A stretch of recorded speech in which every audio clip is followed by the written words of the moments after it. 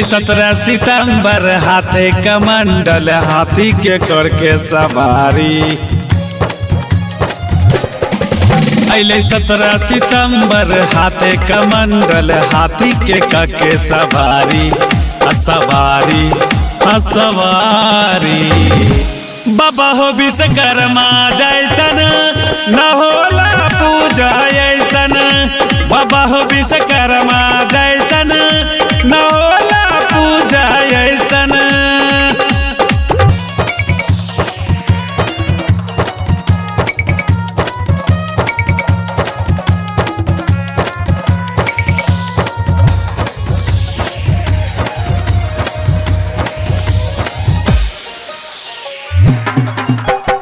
करहो पूजा ड्राइवर हो जैता बाबा खुश हो।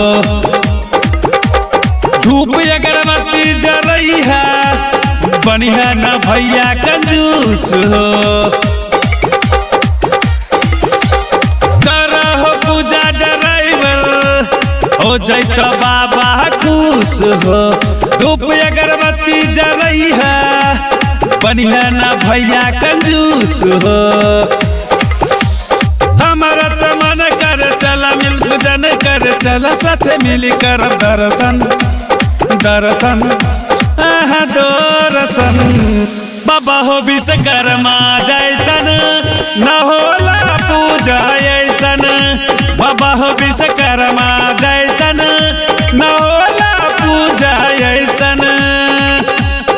माँ गीता फिल्म्स रिकॉर्डिंग स्टूडियो बदला रोड लगमा।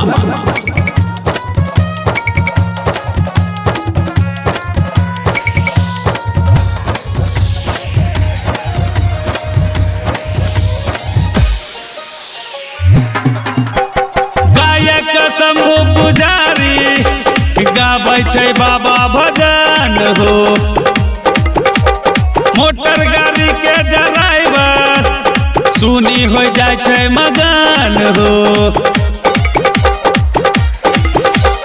गायक शंभु पुजारी गाबै छै बाबा भजन हो। मोटर गाड़ी के ड्राइवर सुनी के हो जाय मगन हो। सब लोग पूजन करे बाबा में मगन रहे हाथ जोड़ी करे सब बंदन बंदन बंदन। बाबा हो विश्वकर्मा जैसन न होला पूजा ऐसन। बाबा हो विश्वकर्मा जैसन न होला पूजा ऐसन। माँ गीता फिल्म्स रिकॉर्डिंग स्टूडियो बदला रोड लगमा।